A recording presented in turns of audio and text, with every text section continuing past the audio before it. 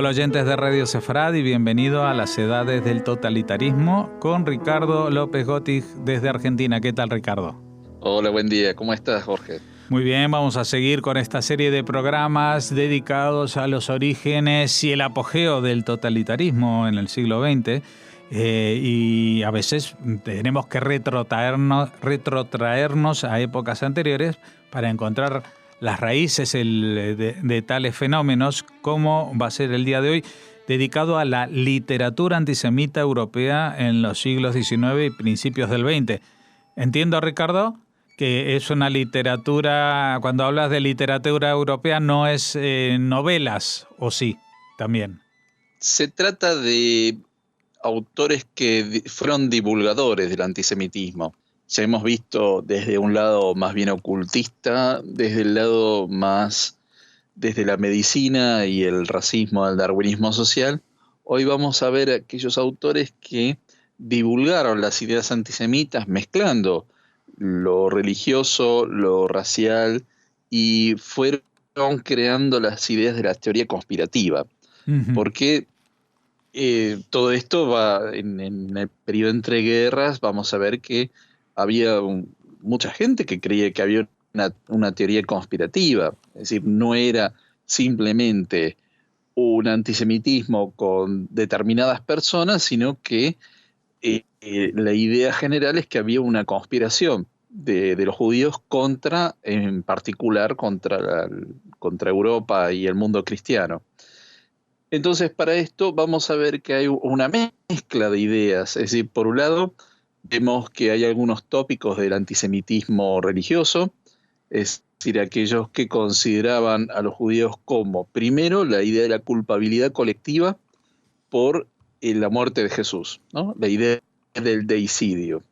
Y por otro lado, vamos a ver que esto se mezcla con la idea de los libelos de sangre, es decir, los sacrificios rituales que se acusaba a los judíos de hacer, en particular en el periodo de Pascua, y esto es una acusación que llegó hasta el siglo XX, o sea, uno pensaría, bueno, es una idea bastante supersticiosa y que quedó en la Edad Media, pero no, a principios del siglo XX, incluso a mediados del siglo XX, siguieron ocurriendo estos episodios en los cuales judíos eran acusados de estos sacrificios rituales. Entonces, vamos a ver que estos autores, que fueron grandes divulgadores a nivel masivo, fueron creando el terreno. Primero para un libelo que vamos a ver en el próximo capítulo, que son los célebres protocolos de los sabios de Sion, que hicieron una gran carrera, ¿no? Incluso se siguen leyendo y que han influido muchísimo en el siglo XX en la idea de la conspiración. Pero para esto hay que ver autores previos. Y en particular, ¿qué es lo que estos autores señalaban como parte de esta conspiración? Es decir, son autores que en principio añoraban una idea bastante nostálgica y muy naif de lo que era el antiguo régimen antes de la industrialización, de la modernidad. Es decir, todo el sistema del antiguo régimen, que tenía un orden jerárquico estamental muy rígido, en el cual prácticamente no había ascenso social. Entonces la crítica es que los judíos no solo se benefician de la modernidad, sino que son los causantes de la misma. Es decir, todo lo que es la industrialización, urbanización, las ideas de la democracia, el parlamentarismo y el liberalismo, o bien del socialismo, la idea del sufragismo, el divorcio, el laicismo, todo esto no es casual en esta idea de la teoría conspirativa, sino que es el resultado de un plan sistemático elaborado por los judíos para alterar ese orden natural establecido por Dios. ¿Y cuál es el plan?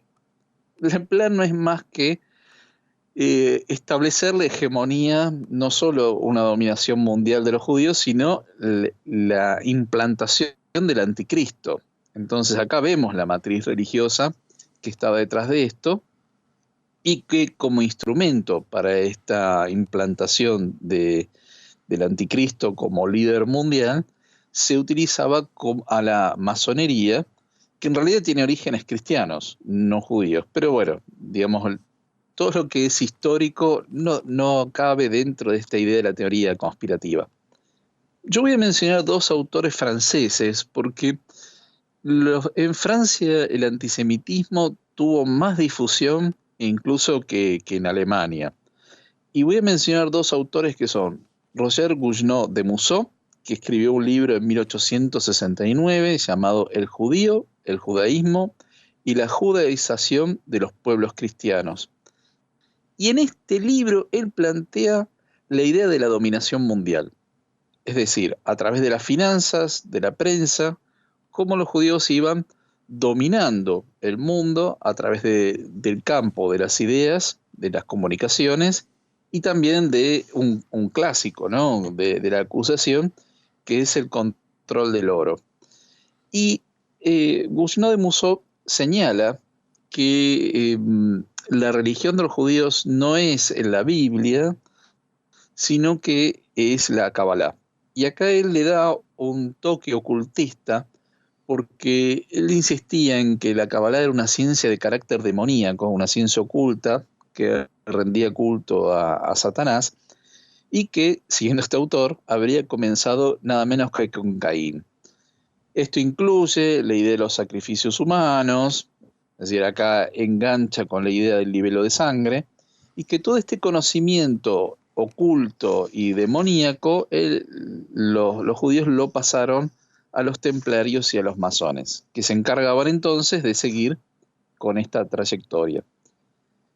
La idea este libro que no tuvo tanta difusión, sí fue tomada por un autor que supo darle una gran difusión, que fue Edouard Drummond. Drummond escribió un libro que se llamaba La Francia judía, tuvo muchas ediciones desde 1886 en adelante, y gran carrera este libro cuando se dio el episodio del caso Dreyfus, entre 1894 hasta 1906. Acá no solo plantea que había un plan de dominación mundial, sino que también toma el elemento racial. Es decir, por un lado, él señala que había una lucha entre arios y semitas, una guerra racial, pero que también los arios eran los pueblos creadores, los nobles, los que tenían un concepto de la libertad y del bien, y que los semitas eran materialistas, hacían plagio, eran incapaces de crear. Y entonces yo voy a citar una parte de su libro que dice: es al ario a quien debemos los descubrimientos pequeños o grandes, la imprenta, la pólvora, América, el vapor, la máquina neumática, la circulación de la sangre, las leyes de la gravedad. Todos los progresos fueron producidos por el desarrollo natural de la civilización cristiana. El semita, no hay que dejar de repetirlo, no ha hecho más que explotar el genio o el trabajo que otros han conquistado. Primero que el autor claramente está recurriendo a varias falacias porque muchas de estas creaciones que él atribuye a los arios en realidad son creaciones de otros pueblos, ¿no? La pólvora, el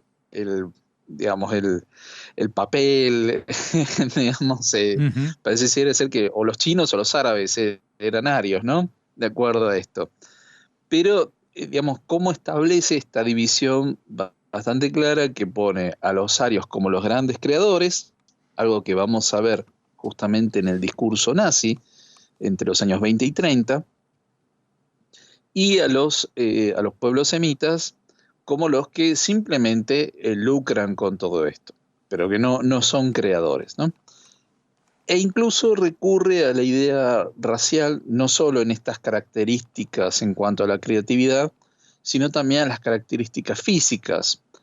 Y él señalaba que los judíos eran incapaces de todo trabajo que requiriera esfuerzo, señalaba que la nariz grande y encorvada era el resultado de una degradación moral, y que los judíos estaban detrás nada menos de la Revolución Francesa. Es decir, que no solo fueron beneficiarios, claramente, porque a partir de la Revolución Francesa y en toda Europa se extendió la idea de la emancipación social de los judíos, sino que fueron los causantes ¿no? Algo que es absolutamente ahistórico, está reñido con toda documentación que podamos encontrar. Y Drummond sostiene, y acá vamos a ver que hay un antecedente bastante notorio y peligroso de lo que ocurrió después, que a los judíos había que recluirlos nuevamente en guetos, que había que expropiarles la riqueza, que había que expulsarlos, y a los que aún circulaban había que identificarlos con un color amarillo. Es decir, que acá encontramos muchas de las prácticas que después van a aplicar los nazis en el continente europeo. Él tenía a su vez un diario que circulaba bastante por Francia, la Libre Parole, la Palabra Libre, y también había otro diario de carácter religioso, católico, que se llamaba La Croix, que también difundía estas mismas ideas y de hecho hizo reseñas sobre el libro de Drummond, sino que además La Croix en 1898 publica un panfleto llamado El Complot Judío, que lo hace en el momento del caso Dreyfus, ¿no? Es decir, que el caso Dreyfus lo entroncaban con la idea de esta idea de la conspiración para el dominio mundial. Entonces, acá vemos dos autores que van preparando el terreno para lo que después van a ser los protocolos de los sabios de Sion. Este es un libro que lo vamos a ver próximamente.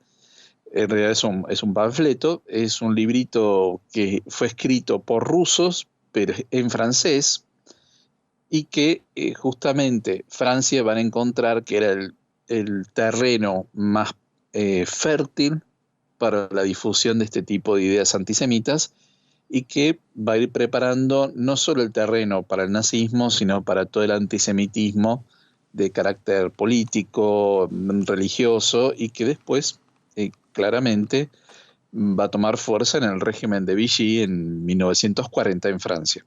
Uh-huh. Bueno, hay un elemento más que igual yo te sacaría ahora a colación, que es otro panfleto creo que es de 1848 o 1850, el de Richard Wagner sobre los judíos en la música. Exactamente. Es decir, cómo, sí, esto era muy habitual, ¿no? Cómo se pensaba que los judíos iban tomando el control de la prensa, de las finanzas, de la cultura, de la intelectualidad. Y está muy bien lo que señalas porque esto, digamos, es como que muchas personas veían que había una sobrerepresentación de los judíos en muchas esferas, ¿no? De la intelectualidad, de la ciencia, del periodismo, de las profesiones liberales. Y esto es algo que tenía que ver con el sistema educativo, no con una idea conspirativa. Y siempre señalo que esto tenía que ver con que los judíos se alfabetizaban muy temprano y que hablaban varios idiomas, el yiddish, el hebreo, el idioma local, y que todo esto tenía un gran impacto digamos, la capacidad cognitiva y en la disciplina de trabajo. De modo que, digamos, esto que atribuían a una idea de una conspiración mundial, en realidad es el resultado de una vida disciplinada. Pero bueno, era más fácil considerarlo como una conspiración mundial para el dominio y además esta idea del anticristo, ¿no? Como una figura que era judía, que se contraponía a la cristiandad y que básicamente entonces si el anticristo era una figura religiosa, la respuesta también, en consecuencia, también tenía que ser de carácter religioso.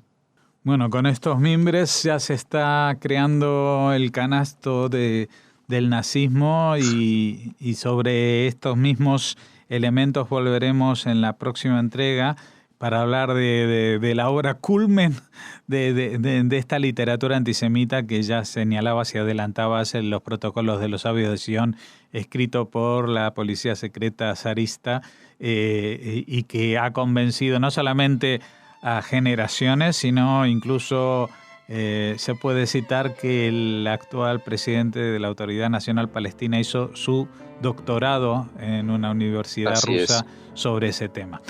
Pues te agradecemos, Ricardo López Gotig, y te invitamos a volver aquí a las edades del totalitarismo la semana próxima. Muchísimas gracias.